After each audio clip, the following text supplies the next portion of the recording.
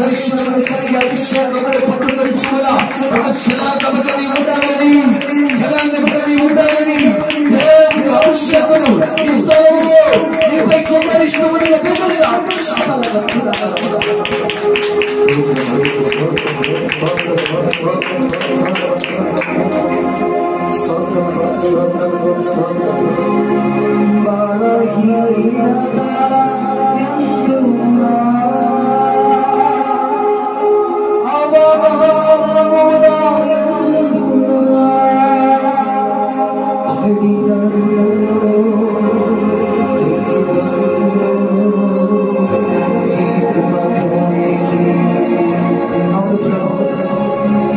నీ కృప కలిగి నేను జీవిస్తానయ్యా.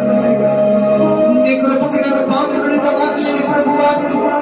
నీ కృప నాకు దూరం కాకూడదయ్యా. నా కుటుంబానికి దూరం కాకూడదయ్యా. నా సంఘానికి దూరం కాకూడదు.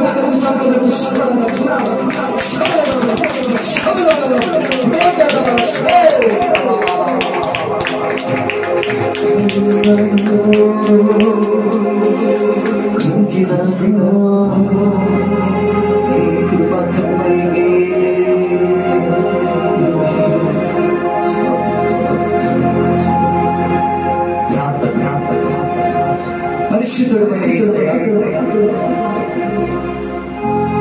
నీ శక్తి కలిగినటువంటి నామమును బట్టి మీకు స్తోత్రం. తల్లి తన బిడ్డలు విడిచిన మనిషిన నేను నిన్ను విడవనన్ను వారు అంటూ ఉన్నారయ్యా. ఈ సమయంలో మమ్మల్ని విడిచిపెట్టిన దేవుడు కాదు, మరిచిపోయిన దేవుడు కాదు. ఈ వాక్యము ద్వారా మమ్మల్ని అయ్యా బలపరిచి, వాక్యము ద్వారా మాతో మాట్లాడి ధైర్యపరిచి ఈ సన్నిధిలో ఉన్నటువంటి ఆ తేజ మహిమ అనుభవించడానికి సహాయం చేయండి. ఈ అవసరం ఈ సిలువ చాటును మరుగుపరుచుకుని నాతో మాతో ప్రాంతంలో ఎంతో శబ్దము ద్వారా వింటున్న ప్రతి బిడ్డతో మాట్లాడమని వ్యక్తిగా వాడుతారు. యేసు పరిశుద్ధ నామములో వేడుకుంటున్నాము తండ్రి, ఆమేన్. హల్లెలూయా. అందరము కూడా చక్కగా కూర్చుంటాం. అందరము కూడా చక్కగా కూర్చుంటాం. పరిశుద్ధాత్మ దేవుడు మనందరితో కూడా మాట్లాడును గాక. ఆత్మ చెప్పు సంగతులు చెవి కలిగిన వారు వినును గాక. ఈ పూట ఎందు నిమిత్తమై అనేకులు ఆయన సన్నిధికి రాలేదు. నా ప్రార్థన మందిరంలో వారిని ఆనందింపచేసేదను అని దేవుడి వాగ్దానం ఈ పూట మనందరితో కూడా మాట్లాడుచు ఉండగా అటువంటి ఆనందము దేవుడే మనందరికీ కూడా అనుగ్రహించును గాక. అటువంటి ఆనందము చేత ప్రతి బిడ్డను నా దేవుడి నింపును గాక. హల్లెలూయా. ఒక వాక్య భాగంలోనికి వెళదాం ఆలస్యం చేయకుండా. ఈ పూట దేవుని మాట వింటే దొరికేవి ఏమిటి? హల్లెలూయా. మనుషుల మాట విని నిధులు ఏంటంటే వెతకడానికి చాలా మంది వెళుతూ ఉన్నారు. కొంతమందికి దొరుకుతున్నాయి, కొంతమంది నిరాశతో వస్తూ ఉన్నారు. హల్లెలూయా. అవునా కాదా? గనుల కోసం కొండలకి వెళ్ళి పొలాలకు వెళ్ళి ఆ గుట్టల్లో ఉన్నటువంటి రాళ్లను ఏంటంటే వారు గ్యాదర్ చేసి వారు నిశ్చయముగా లాభాన్ని సంపాదించుకోవాలి అనేసి శత ప్రయత్నాలు చేసేవాళ్ళు చాలా మంది ఉన్నారు. సమయం అంతా హెచ్చించి చక్కగా ఆహారం అనేది ఒక మూట కట్టుకొని వెళ్తున్నారు. పగలనక రాత్రి అనక ఏంటంటే టార్చ్ లైట్లు పెట్టుకొని వెతుకుతూ ఉన్నారు. ప్రయోజనం ఏమన్నా ఉన్నదా? హల్లెలూయా. మనుషుల మాటలు విని ప్రయాస వ్యర్థమవుతుందేమో, కానీ ఇప్పుడు నేను చెప్పే దేవుని మాటని వినగలిగితే నీవు అక్కడ పొందుకోలేనటువంటి దీవెన ఆశీర్వాదం ఈ మాటను బట్టి నువ్వు పొందుకోబోతూ ఉన్నావు నీ జీవితంలో. ఒకసారి నమ్మిన వారు దేవుని నామమును మహిమపరుస్తారా? ఇప్పుడు నేను చెప్పే ఆ వ్యక్తి, ప్రాముఖ్యమైనటువంటి వ్యక్తి మాటలను వినగలిగితే నీ జీవితంలో కోల్పోయి నువ్వు మరలా దేవుని నీకు ఇవ్వబోతూ ఉన్నాడు. నమ్మిన వారు ఒకసారి బిగ్గరగా దేవుని నామమును మహిమపరచండి. ఆ అందుకని దేవుడు అంటాడు ఇర్మియా గ్రంథము 22వ అధ్యాయం 29వ వచనములో,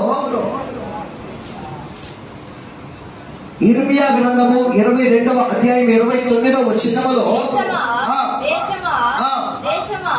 3 మారులు ఆయన ఏంటండి ఒకటే మాట పలుకుచు, దేశమా దేశమా దేశమా యెహోవా మాట వినుము, యెహోవా మాట వినుము.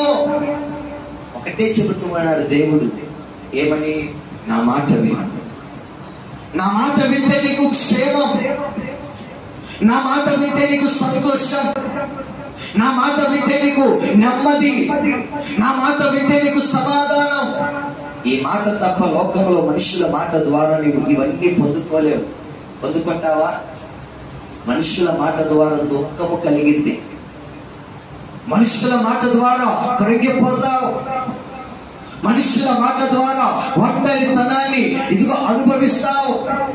కానీ నా దేవుడు ఈ పూట చెబుతూ ఉన్నాడు, నా మాట విను. వాక్యం ఉంటుంది, దేశమా దేశమా దేశమా అని.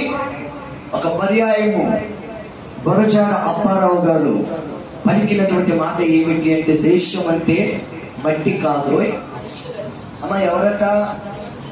మనుషులతో ఈ పూట దేవుడు అంటాడు, ఓ దేశంలో ఉన్న మనుషులారా నా మాట వినండి. హల్లెలూయా. ఈ పూట కుటుంబాలలో ఎదురొచ్చి ఉన్నటువంటి పరిస్థితులు, కష్టాలు దేనిని బట్టి అంటే మాట వినకపోవడాన్ని బట్టి. పిల్లల జీవితంలో ఎదురొచ్చి ఉన్నటువంటి సమస్యలు దేనిని బట్టి అంటే మాట వినకపోవడాన్ని బట్టి.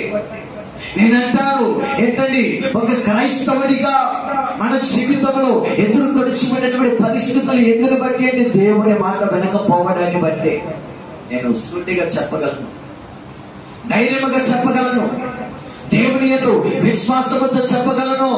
నువ్వు దేవుని మాటను విని దేవుని మాటానుసారంగా జీవించగలిగితే దేవుడు నవనూతనమైనటువంటి మార్గంలో నిన్ను ఈ పూట నడిపించబోతూ ఉన్నాడు. నమ్మిన ఒక్కసారి దేవుడి నామాన్ని మహిమపరుస్తారా? అందుకనే మొదటి కొరింథీయులకు రాసిన పుస్తకంలో 3వ అధ్యాయంలో 7వ వచనంలో వ్రాయబడి ఉన్నటువంటి మాట, అక్కడ వ్రాయబడి చూసినటువంటి మాట మరలా చదవగలిగితే, కాబట్టి వృద్ధి కలుగు చేయు దేవునిలోనే గాని నాటు వానిలోనైనను నీళ్లు పోయి వానిలోనైనను ఏమీ లేదు. ఈ పూట అంటూ ఉన్నాడు, పొలానికి వెళ్లి విత్తనాలు విత్తి ఎంతో శ్రమపడి కష్టపడి విత్తనాలు విత్తి నిశ్చయముగా నీరు పోసి నారు పెట్టినటువంటి ఆ వ్యక్తి ఏంటంటే ఇక ఎవరికి అప్పగించుకోవాలా? నేను కష్టపడ్డానయ్యా, నేను శ్రమ పడ్డానయ్యా, నేను ప్రయాసపడ్డానయ్యా, చెమటూర్చి దుక్కి దున్ని విత్తనాలు నాటి నిశ్చయముగా నీరు పెట్టి నారు పోసి ఈ పూట నిశ్చయముగా వృద్ధి చేసేది నీవే అని నీ వైపు చూచుచున్నా. ఇదిగో నీరు పోసానని, విత్తనం విత్తానని, దుక్కి దున్నానని అతిశయపడమాక. ఈ పూట ఒకరిని హెచ్చించే దేవుడు, ఒకరిని తగ్గించే దేవుడు. ఎప్పుడు దేవుడు హెచ్చిస్తాడు, ఎప్పుడు దేవుడు తగ్గిస్తాడు అంటే దేవుని మాట వినినప్పుడు. హల్లెలూయా. దేవుని మాటను, ఒక భక్తుడు దేవుని మాటను వెనుక సింహాసనము కోల్పోయాడు. ఒక భక్తుడు దేవుని మాటను నమ్మి సింహాసనం ముందు కూర్చున్నాడు. వృద్ధి చేసేవాడు ఎవరు? నీకెన్ని తలాంతులైనా ఉండొచ్చు, ఎంత జ్ఞానమైనా ఉండొచ్చు, ఎంత సుందరులైనా కావచ్చు, ఎప్పుడో వృద్ధి పరిచేది దేవుడే. హల్లెలూయా. నీ బలాన్ని బట్టి కుటుంబానికి అందుకోవచ్చు, నీ జ్ఞానాన్ని బట్టి నిశ్చయంగా ఏంటండి ఆలోచనతో కుటుంబాన్ని నడిపించుకోవచ్చు. కుటుంబము కట్టబడాలి అంటే దేవుని కృప కావాలి, వృద్ధి చేయాలంటే దేవుడు మనకి తోడుగా ఉండాలి. హల్లెలూయా. ఈ పూట దేవుని మాట వింటే దొరికే ఒక కొన్ని ప్రాముఖ్యమైన విలువైనటువంటి మాటలు ఈ పూట మీతో పంచుకోవాలని ఆశపడుతూ ఉన్నా. దేవుని మాట వినినటువంటి కొంతమంది వ్యక్తుల జీవితాలలో దేవుడు చేసిన ఒక గొప్ప కార్యాలను మనం చూద్దామా? యోహానుకు వ్రాసిన సువర్తమానము 21వ అధ్యాయము 3వ వచనం నుంచి 4వ వచనము దాకా 5వ వచనము నుంచి 6వ వచనము దాకా చదువుకోగలిగితే సియోను పేతురు నేను చేపలు పట్టబోతునని సీమోను అని పిలువబడుచుకున్నటువంటి పేతురు అంటూ ఉన్నాడు, నేను చేపలు పట్టబోదును అని. అనగా వారు మేములు నీతో కూడా వచ్చేదమని ఆ పేతురు అంటూ ఉన్నారు. సాటి అయినటువంటి సహోదరులు, అయ్యా బ్రదరు, మేము కూడా నీతో పాటు వస్తామనేసి. దేనికి అంటే వీళ్ళందరూ కలిసి ఒక ఐక్యతతో చేపలు పట్టుకొనిచ్చు ఉన్నారు. హల్లెలూయా. చేపలు పట్టుకొనిచ్చు వృత్తిని కొనసాగించున్నారు. నేను అంటాను, వాళ్ళు ఏం చేస్తూ ఉన్నారు? కలిసి కట్టుగా నిత్యముగా చేపలు పట్టడానికి ఆ సముద్రానికి వెళుతూ ఉన్నారు. వీరు చాలరులు, బహు నైపుణ్యత కలిగినటువంటి వారు. ఏంటండి, ఏ వ్యాపారం చేసే వారికి ఆ వ్యాపారం నిమిత్తమై ఒక పట్టుదల ఉంటది, ఒక ఆలోచన ఉంటది, ఒక గ్రిప్ ఉంటది.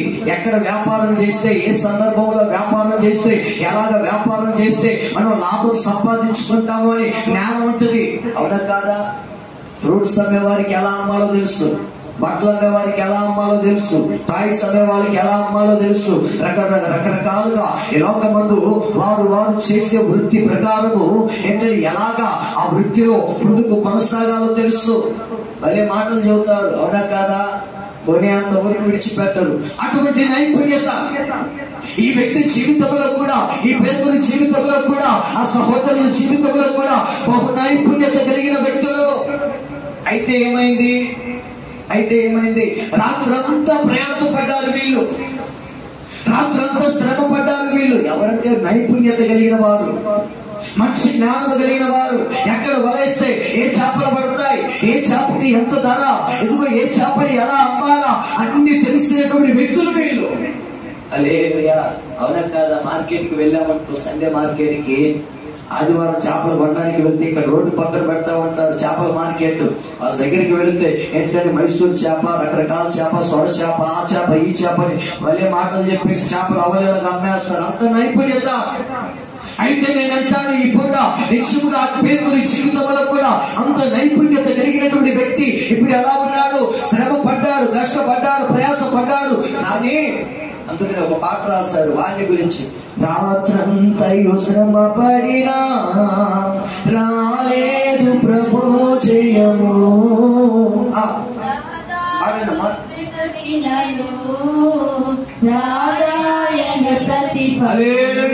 ఎన్నో దారులు వెతికాడు ఆయన. ఎక్కడ వల వేయాలా, ఎక్కడ చేపలు పట్టాలా, కుటుంబ పోషణ అని ఆలోచించాడు ఆయన. ఏం ప్రయోజనం లేదు. ఈ స్థలంలోనికి వచ్చినటువంటి నీ పరిస్థితి కూడా అలాగే ఉన్నదా? నీ కుటుంబ పరిస్థితి కూడా అలాగే ఉన్నదా? ఒకప్పుడు వ్యాపారంలో మంచి నైపుణ్యతగా ఏంటంటే రాణించావు, కుటుంబాన్ని రాణించావు, నీ జీవితాన్ని ఎంతో నైపుణ్యతగా నువ్వు ఎదుర్కొన్నావు. ఇప్పుడు ఏమైంది? కుటుంబంలో పరిస్థితులన్నీ వ్యతిరేకంగా ఉన్నాయి. ఎటు చూసినా కానీ ఇదిగో పరిస్థితులు తారుమారవుతూ ఉన్నాయి తప్ప నిశ్చయముగా ఆ పరిస్థితులు తొలగిపోవట్లా. ఒకటి అనుకుంటే ఒకటి జరుగుతూ ఉన్నది, ఒకటి తలపెడితే ఇంకోటి జరుగుతూ ఉన్నది. సంతోషమే అనుకుంటే దుఃఖము, ఆనందం అనుకుంటే ఎక్కడి కన్నీటి నిండా కళ్ళ నిండా కన్నీరు. ఎందుకు ఆ పరిస్థితి? ఏమైంది నీ కుటుంబానికి? ఏమైంది నీ జీవితంలో? ఒకసారి ఆలోచిస్తే అర్థం కాని పరిస్థితులు. హల్లెలూయా. ఒకసారి నా మాటలు అర్థమవుతున్న వారు దేవుని నామాన్ని బిగ్గరగా మహిమపరుస్తారా? ఈ పేతురు జీవితంలో కూడా అదే స్థితి, అదే పరిస్థితి కూడా ఈ పేతురు వెళ్తూ ఉన్నాడు. రాత్రంతా శ్రమ పడ్డాడు, వల వేశాడు. వల వేసినటువంటి వ్యక్తి ఆశతో ఎదురు చూస్తూ ఉన్నాడు. చేపలు పడతాయి, వాటిని అమ్ముకుంటాను, నా కుటుంబంలో ఉన్న పరిస్థితులు నేను నిశ్చయముగా చక్కబెట్టుకుంటాను, నా బిడ్డలు, నా భార్య, నా కుటుంబం అని ఆశపడ్డాడు. కానీ ఒక్క చేప పడల. ఆశలన్నీ ఆశలు అయిపోయాయి. ఎదురు చూసిన ఆ చూపులన్నీ కూడా ఏంటంటే నిరాశగా మార్చబడి ఉన్నాయి. నువ్వు కూడా ఎంతో పని చేస్తావు, కష్టపడతావు, సమయం అనక కష్టపడిన రెక్కలు ముక్కలుగా చేసుకుని కష్టపడిన చేతిలో చూస్తే ఒక చిల్లిగా ఉండదు. సంపాదన అంతా పేరును సంపాదిస్తున్నావు కానీ ఎటు వెళుతుందో తెలియట్లా. రాగాలు, ఆర్థిక సమస్యలు, అప్పుల బాధలు, రకరకాలుగా సంపాదించిన సంపాదన అంతా కూడా సిల్లు సంచిలో పోసినట్లుగా వ్యర్థమైపోతా ఉన్నది. నేనంటాను, దేవుని మాటను వినగలవా ఈ పూట? దేవుని మాటను లక్ష్య పెట్టగలవా ఈ పూట? అయితే ఈ మాట నీ కొరకే. దేవుని మాట నీవు వినగలిగితే నీ కష్టార్జితం నీవు అనుభవిస్తావు, నీ పిల్లలు అనుభవిస్తారు. నీ భోజనపు బల్ల చుట్టూ నీ పిల్లలు ఒలీవ మొక్కల వలె ఉంటారు. హల్లెలూయా. ఎప్పుడు దేవుని మాట వినగలిగితే. రాత్రంతా శ్రమ పడ్డాడు, కష్టపడ్డాడు, వల వేశాడు, అయినా ప్రయోజనం లేదు. లోక స్వర్తమానంలో వ్రాయబడుచు ఉన్నటువంటి రీతిగా 5వ అధ్యాయం 4వ వచనం ఒకసారి మనం చదవగలిగితే, ఆయన బోధించుట చాలించిన తరువాత నీవు తోనెను లోతునకు నడిపించి. ఇదిగో పేతురుతో మాట్లాడుచున్నాడు. పేతురు, సీమోను పేతురు, నీవు తోనెను లోతుగా నడిపించి చేపలు పట్టుటకు. ఇదిగో నీ వృద్ధిలో దేని నిమిత్తమై కష్టపడుతున్నావు, శ్రమ పడుతూ ఉన్నావు, ప్రయాసపడుతూ ఉన్నావు. నీ తోనెను లోతుగా నడిపించి చేపలు పట్టుటకు వలలు వేయడని సీమోనుతో. హల్లెలూయా. ఏం చేయమన్నాడు దేవుడు? రాత్రంతా శ్రమ పడ్డామయ్యా, రాత్రంతా వలలు వేసామయ్యా. నువ్వు ఈ పట్ట పగలు ఇదిగో ఈ స్థలానికి వచ్చి మాకు చెబుతున్నావు, ఇదిగో నువ్వు లోతుగా తోని నడిపించి వల వేయమని. మాకు తెలియదా ఎప్పుడు చేపలు పడతాయో, ఏ చాముడి చేపలు పడతాయో మాకు తెలియదా? ఎక్కడ వల వేస్తే ఎటువంటి చేపలు ఉంటాయో మాకు తెలియదా? ఎన్నో సంవత్సరాల నుంచి ఈ వృత్తి చేస్తున్నా. అదే వచ్చావులే చెప్పడానికి, మళ్ళీ వచ్చావులే చెప్పడానికి. రెట్ట మొత్తంగా మాట్లాడేవారు ఉంటారు. అలాగ మాట్లాడాడా పేతురు? చెప్పరేంటండి? అలాగ మాట్లాడా ఆ సహోదరులు? అక్కడ చదవగలిగితే సీమోను ఏలినవాడా రాత్రంతా మేము ప్రయాసపడితిమి గాని మాకేమీ దొరకలేదు. తన బాధ అంతా కూడా ఆయనతో చెప్పుకుంటూ ఉన్నాడు. రాత్రంతా ప్రయాసపడినా కష్టపడినా మాకేమి దొరకలేదయ్యా, ఏ ప్రతిఫలమును మేము పొందుకోలేదయ్యా. అయినను నీ మాట చొప్పున వలలు వేతునని ఆయన. ఎవరికి అప్పగించుకున్నారు వాళ్ళు? ఏంటండి? రాత్రంతా ప్రయాసపడినా మా ఆశ విఫలమైపోయిందయ్యా. ప్రతిరోజు కష్టపడుతున్న కుటుంబంలో ప్రతిఫలం మేము చూడలేకపోతూ ఉన్నామయ్యా. సంపాదించిన సంపాదన ఎటు వెళ్తుందో తెలియట్లేదయ్యా, ఎటు వెళ్తుందో అర్థం కావట్లేదయ్యా. పుట్టినది మొదలుకొని ఇప్పటి వరకు కూడా శ్రమ పడుతున్నా, కష్టపడుతున్నా, ప్రయాసపడుతున్నా, రూపాయి సంపాదించుకొని పిల్లల కోసం వెనక వేస్తున్నామంటే ఒక్క రూపాయి మిగలట్లా. ఏం చేయాలా? ఈ మాటలు వింటున్నటువంటి ఓ దైవజనాంగం, ఈ పూట ఈ మాట నీ కొరకే. ఏంటి ఆ మాట? పేతురు వలె నిన్ను నీవు దేవుని మాటకు అప్పగించుకోగలిగితే, పేతురు వలె నిన్ను నీవు దేవుని మాటకు అప్పగించుకొని ఇదిగో లోబడగలిగితే, రాత్రంతా ప్రయాసపడ్డాం, కష్టపడ్డాం, శ్రమ పడ్డాం, వలలు వేసాం, దోణలు ఇదిగో రాత్రంతా ఈ సముద్రంలో తింపాము. కానీ మా ఆశలు అడియాశలైపోయి ఒక్క ఇదిగో ప్రతిఫలము కూడా మేము పొందుకోరా. నిరాశతో ఈ పూట మేము ఇదిగో బాధపడుతూ ఉన్నామయ్యా. అయినను నీ మాట చొప్పున వలలు వేతుమని ఆయనతో చెప్పగా వారు ఏం చేశారు? అలాగా చేశారట. ఇప్పుడు నీవు కూడా అలాగా చేయగలిగితే ఒక రాజ్యమర్మం ఏంటో తెలుసా? నీ ఆలోచన ప్రకారం వెళ్ళావు, నష్టపోయావు. మనుషుల ఆలోచన ప్రకారం వెళ్ళావు, కృంగిపోయావు. నా అనుకున్నటువంటి వాటిని బట్టి నమ్మి వెళ్ళావు, మోసపోయిన పరిస్థితులు, నష్టపోయిన అనుభవాలు, దుఃఖముతో ఉన్నటువంటి ఏంటంటే కుటుంబంతో ఉన్న సందర్భాల్లో ఇప్పటి నేనంటాను, అలాగా చేయగలిగితే, దేవుని మాటను వినగలిగితే, దేవుని మాటను విశ్వసించగలిగితే, దేవుని మాటను నమ్మగలిగితే, వాక్యం అంటూ ఉన్నది వారు అలాగు చేసి ఎలా పట్టారట? అందరూ చెప్పండి. ఏమండి, పగలు ఎక్కడైనా చేపలు పడతాయా? పడతాయా? నేను ఇదిగో నాగార్జున సాగర్ లో కృష్ణా నది అనేది ఉంది. ఎంతమందికి తెలుసు? సాగర్ లో ఎప్పుడైనా వచ్చారా? సాగర్ కృష్ణా నది. మేము స్కూల్కి వెళ్తూ ఉన్నటువంటి సమయాల్లో స్కూల్ డుమ్మా కొట్టి ఒక గాలమను వైరు అవి తీసుకొని చేపలు పట్టాలని పెద్ద చేపలాగా పోయి పగలంతా ఆ తౌడు అనేది కలిపి ఉంటది కదా, అది చేపలు పట్టేటటువంటి కొక్యంలాగా ఉంటది కదా, లేదు ఆ ఎక్విప్మెంట్ కి ఆ తౌడు పెట్టి ఇంకా నీళ్ళల్లో ఇస్తారు, అంతే కూర్చుంటా. ఆ చేపలు ఆ తౌడును తింటాయి కానీ ఒక్క చేప కూడా ఆ గాలానికి పడదు. పగలంతా సమయం అంతా వ్యర్థం చేసి ఏంటంటే స్కూలుకు డమ్మా పేరు కొట్టి ఆ చేపలు కట్టెల మీద కాల్చుకొని తిన్నామంటే ఒక్క చేప పడదు. హల్లెలూయా. ఉదయాన్నే మేము అక్కడికి వెళ్ళేసరికి ఆ సముద్రంలో ఆ కృష్ణా నదిలో ఉన్నటువంటి బోట్లు పడవలా పుట్టెల్లాగా ఉంటాయి, రౌండ్ గా గుండ్రంగా. వాళ్ళు ఆ పుట్టెలన్నీ పగటి వేళ సమయమందు ఒడ్డుకు తీసుకొని వచ్చి ఆ పుట్టెల్లో నుంచి ఆ వలలు తీసి ఒక్కొక్క చేప తీస్తా ఉంటే వాటిని చూసి లొట్టలేస్తా ఉంటాం. ఒక చేప ఇస్తే బాగుండు కదా కాల్చుకొని తిన్నామని. హల్లెలూయా. అయినా ఒక చేప ఎవరు? ఎప్పుడు పడతాయి చేపలంటే రాత్రి విస్తారముగా పడేది రాత్రి.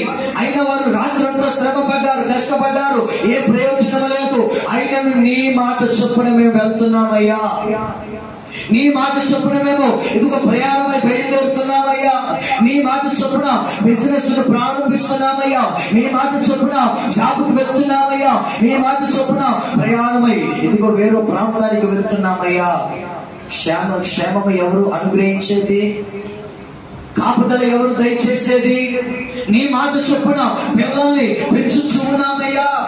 దేవుని మాట ప్రకారం పిల్లల్ని పెంచితే వాళ్ళు పెద్దవారైతే మంచి ప్రయోజకులుగా మార్చబడతారు. కానీ లోకానికి ఇష్టానుసారంగా ఏంటంటే వారిని పెంచామనుకోండి, పెద్దవారైతే గాలులాగా తయారవుతారు, అంతే.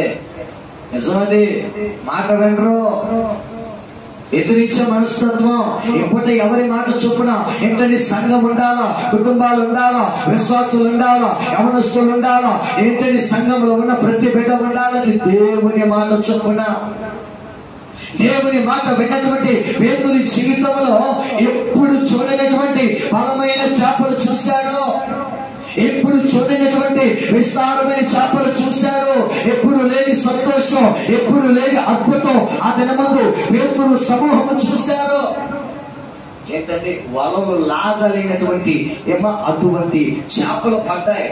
ఎప్పుడు పేతురు ఒక్కడే వల లాక్కునేవాడు, ఇప్పుడు పేతురు వల్ల కాట్లా. దేవుడు చేసే అద్భుతం అది, దేవుడు చేసే కార్యం అది, దేవుడు చేసే ఏంటండి ఆ దేవుడి శక్తి అది. వలలో ఏంటండి ఎంత లాగినా కానీ శక్తి సరిపోక ఒరే యాకోబు, ఒరే సంసోను, వాళ్ళకి అర్థం కావట్లా. ఎందుకు పిచ్చి పెట్టిందా అనుకుంటున్నారు. కాదు కాదు, అరే నాకు సహాయం చేయరా బాబు. చూసేవాళ్ళంతా ఆశ్చర్యపోతూ ఉన్నారు. ఒరే బాబు, ఇతనేది ఇన్ని చేపలు పట్టపగలు పెట్టాడు, ఎలాగ సాధ్యం, ఎలాగ జరిగింది కార్యం? ఈ జీవితంలో నువ్వు నమ్మగలిగినటువంటి కార్యాలను నువ్వు చూస్తావు. ఏంటండి వెంకటేశ్వరమ్మ తల్లి గారు, నేనేదో డూబు కొట్టట్లా, గాలి కొట్టట్లా. ఇక్కడ తల్లి గారు ఏంటంటే కిడ్నీలు ఫెయిల్ అయిపోయి కుటుంబీకులు అందరూ అన్నారు ఇక్కడ చచ్చిపోద్ది రేపు మాపు అని. అందరూ చేయి విడిచిపెట్టారు. కడుపున పుట్టిన కొడుకు ఏంటని కొడుకును కట్టుకున్న భార్య సొమ్ము అన్ని కూడా ఏంటని తీసేసుకొని ఇంకా ఆమెని నిర్దాక్షిణంగా ఒంటరి స్థితిలో విడిచిపెట్టారు. ఎవరు పలకరించేవారు లేరు, ఆదుకునేవారు లేరు, సహాయం చేసేవారు లేరు. అందరన్నా రేపు మాకు చచ్చిపోతామని. అబద్ధమా కాదా? నిజమా అబద్ధం ఇది? ఏంటంటే నేను అబద్ధం చెప్పట్లా. అందరన్నా చచ్చిపోతామని. నేను మొదటిగా తల్లి గారు ఎవరో చెబితే ఇదిగో పలానా పాస్టర్ గారిని అక్కడికి వెళ్ళి ప్రార్థన చేసేటప్పుడు మంచాన్ని పడిపోయి లేవలేని స్థితిలో ఏడుస్తూ ఉంది. చద్దామన్నా సాగు రావట్లేదయ్యా, బ్రతుకుదామన్నా ఇదిగో నా శరీరంలో ఉన్న ఈ బలహీనత పోవట్లేదా, ఎలాగ పరిస్థితి, నడుము పనిచేయట్ల, కాలు వాపులు, ఇదిగో ఒకటే బలహీనత. ఏంటంటే దేవుడి పూట సజీవంగా దేవుడి సన్నిధిలో నిలిపాడు. సస్తామన్నటువంటి ఏంటంటే చచ్చిపోతామన్నటువంటి వారి ఎదుటే ఏంటంటే చక్కగా సజీవంగా తిప్పుతున్నాడు తల్లిని. అందరికి ఆశ్చర్యం, ఎలా సాధ్యం? నేనంటాడు దేవుని మాట నమ్మగలిగిన సమస్తము సాధ్యం. పూట ఆమె చెప్పరా? మీరు చెప్పరు. నేను అడిగితేనే నమ్ముతున్నావా మాట? నమ్మగలిగితే నమ్మటని వలనైతే నమ్మవానికి సమస్తము సాధ్యమే. ఇదిగో అక్కడ వ్రాయబడినటువంటి రీతిగా దేవుని మాట నమ్మినటువంటి తన జీవితంలో విస్తారమైనటువంటి చేపలను చొచ్చాడు. ఎప్పుడు నీ జీవితంలో నీవు నమ్మగలిగితే ఎదురొచ్చి ఉన్నటువంటి ప్రతి పరిస్థితిని కూడా దేవుడు తొలగించుటకు సమర్థుడు. హల్లెలూయా, హల్లెలూయా. ఏంటంటే నేను అంటాను, లోక సువర్తమానంలో 6వ అధ్యాయంలో 4వ వచనము 5వ వచనం 6వ వచనం చదవగలిగితే